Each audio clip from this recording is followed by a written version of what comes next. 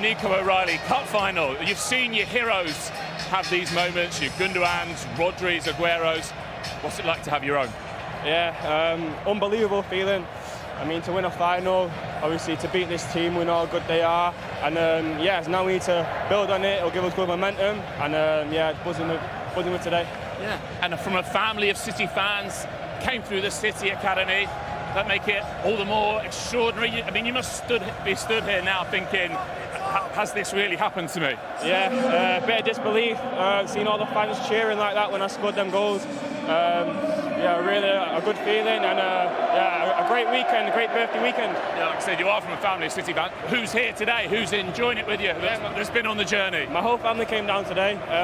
So yeah, they're all in the stand, and yeah, I know they'll be buzzing, and yeah, can't wait to celebrate with them. They definitely will be. You just have that knack, even though you're actually playing left back today, of arriving in the box at the right time. When did that develop in your game? I think since I was a kid, I always played midfield. I was always arriving in the box and scoring goals. And yeah, to bring it into the senior level and at the highest level, I mean, yeah, it's good for me. It adds goals to my game, and yeah, great feeling. Looking forward now to walking up those steps and picking up that trophy. Yeah, I can't wait. Well done. Thank you, mate. Thank you. What a story coming through the academy, a Manchester City fan through and through, and he has got the 2 goals that has won them the first trophy of this season. Micah. Absolutely a standing moment for him coming through the academy. You talked there about his play midfield, to be able to adapt to go to left back. It's so good to see, and what it means to him. However, in that second half, I thought Man City were brilliant. They started building in the first half, and then they built on that momentum, took it into the second half, and Arsenal didn't know what to do. We'll talk a bit later about maybe what Arsenal could have done, but Man City were just brilliant. When I watched Man City against Real Madrid with 10 men, I did start to believe that they still had this sort of performance in them. I talked before the game in terms of that experience, and that experience definitely showed today. I thought in the second half was outstanding. They did dominate, didn't they? I mean, even really the last 15 minutes of the first half, Jamie, and then they kept that going in the second. Kai Havertz had a chance very early in the game. Apart from that, they were dominant. Yeah, that was the only moment they really had when they started to struggle. And then once they got through that, they started to get hold of the game. Rodri, Semenyo was causing Arsenal so many problems in wide areas. Cherki was a constant menace, so much flair. He seemed to love playing at Wembley. And they were just by far the better team. They were by far, Arsenal didn't have an answer.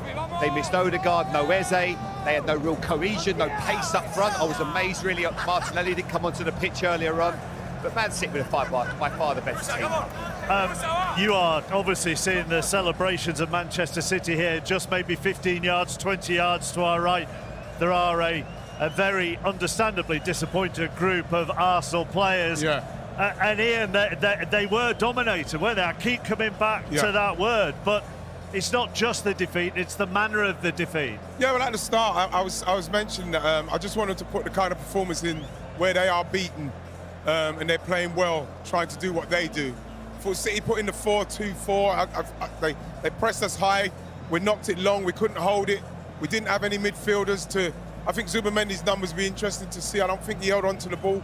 We couldn't get on it to get our team playing. We couldn't get out. That's why I was talking about Martinelli. And in the end, it all just fell in on us. So obviously the goalkeeper's mistake kind of handed it to him a bit. But it's a very disappointing one for me.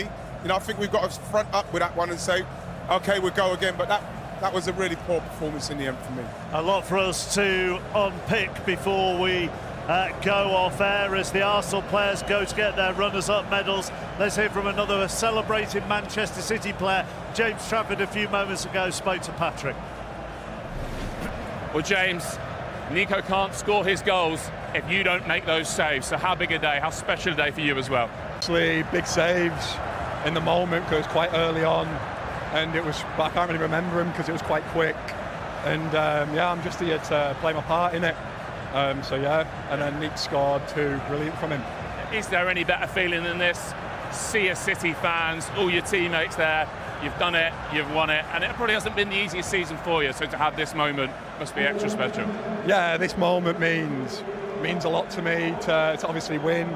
I think 4 or 5 years ago I was 3rd choice, 4th choice when they beat Spurs, and I always imagined that I'd win it win it one day. And yeah, this is an incredibly good feeling because all my family, my friends are all here, and yeah, it's a long way from Northwest Cumbria, so we had to win.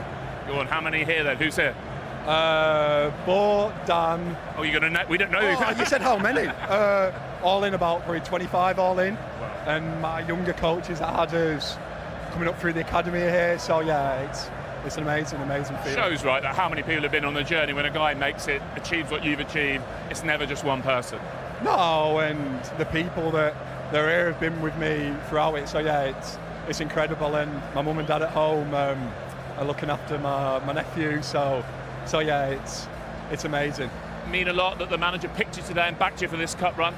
Yeah, it means a lot to have his faith, and it's a testament to I believe myself through how I've acted in training and how I've acted when I've been brought into the cup games.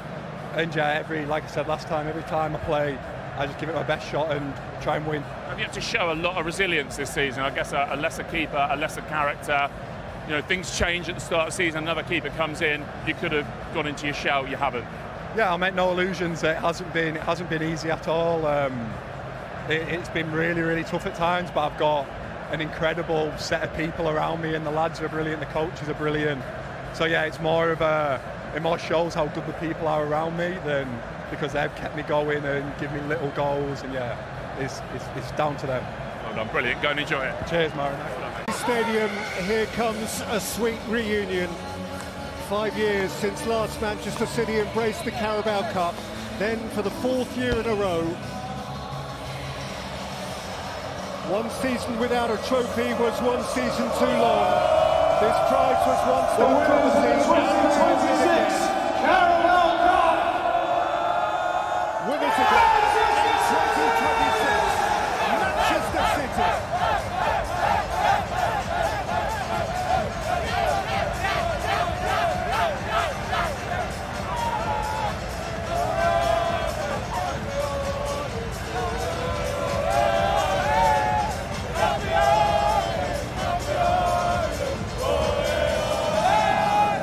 On the League Cup for the 7th time in the 21st century, the 9th time in their history.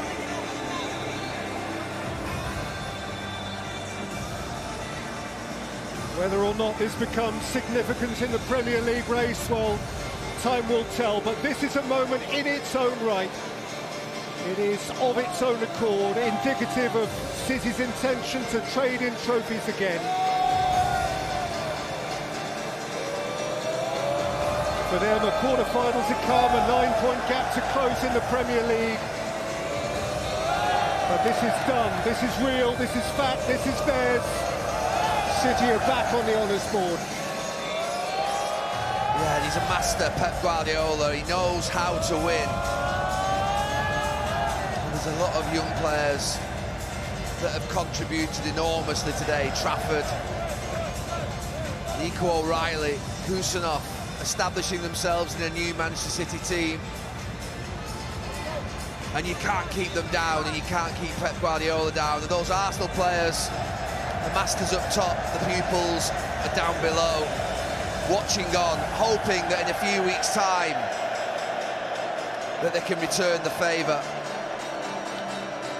For Arsenal, a quadruple, no more. For them, there is Europe still to conquer, the Premier League. I'm sure Pep wasn't man of the match. Perhaps he's just the messenger. He has passed on a few great messages. He has won this competition now more than anybody else. And he retains the admiration and the friendship of Mikel Arteta, who 4 weeks from now has to try and crack him all over again.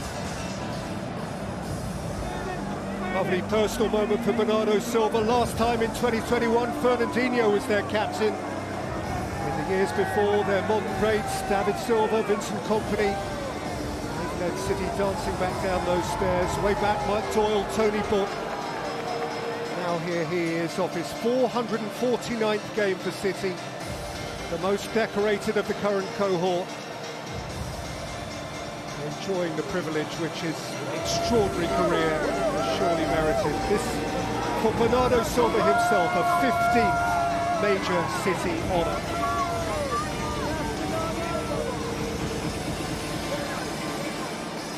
Still no Wembley goal for Erling Haaland, but a big, big Wembley smile this time.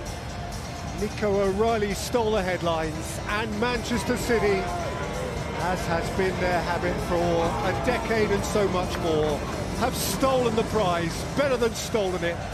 They deserved it, they merited it, and they will carry it home with pride and joy. City 2, Arsenal 0, and the Carabao Cup winners of 2026 mark our Manchester City. Thank you very much, Peter. Thank you, Gary, as well. You noticed something in all of that, Jamie, with Pep Guardiola and his body, maybe not occasionally on that balcony, but certainly in the build-up to it, and now you noticed something in his body language and demeanour. Even his celebrations, Mark, when I mean, at one point I thought he was going to two-foot the hoardings. He nearly put his foot through it. This would mean a lot to him. Obviously, this year, people were talking about Manchester City, are they the same force in transition, lots of different things like that. Everyone's spoken so highly about Mikel Arteta.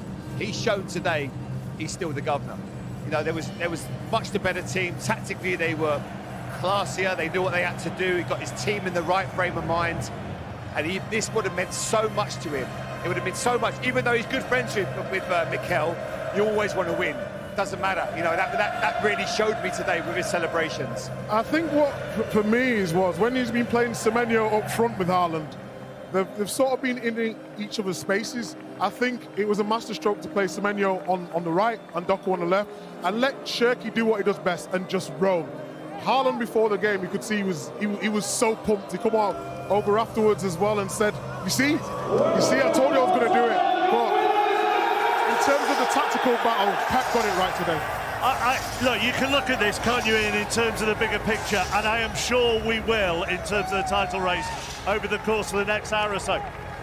But it was almost as if Pep Guardiola and City felt they just needed to prove a point.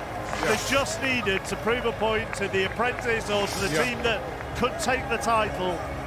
Don't forget about us. Yeah, but you can't forget about them with the quality they got, the experience they got.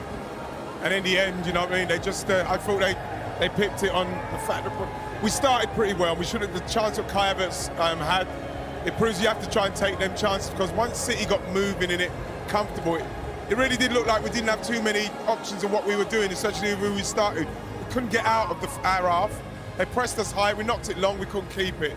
And then we couldn't play the ball through the midfield. But they've got to get the credit for City, what's gone on. Everybody's knocking City about what they've done this season. They've not been quite the same. But what they've shown again in the final is what they're capable of doing. They win finals, they win big games. And they control it as well, don't they? Well, they did control it, and I think that we made it a lot easier for them to control it. Too many people had poor games for us. Obviously, the mistake from the goalkeeper is one that, you know, we could go into that debate about the second goalkeeper and the sentiment and all that rubbish. But the fact is that it's a final, and the mistake from the second goalkeeper has cost us, and then they scored soon after that.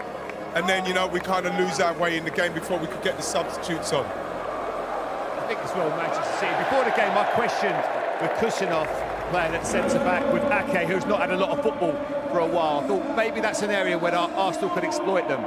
It didn't. They never made any difference. They were still very good defensively. They were organised. Rodri in midfield ran the game.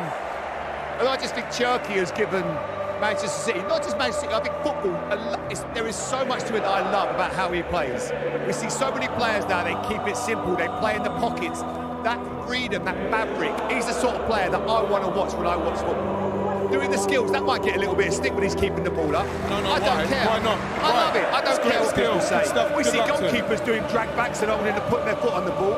I think he's got something about him. He's different, and that's what the football needs. I think it all fell down for Arsenal. In the first half, I thought in the first 20 minutes, they knew exactly what they needed to do in terms of their press.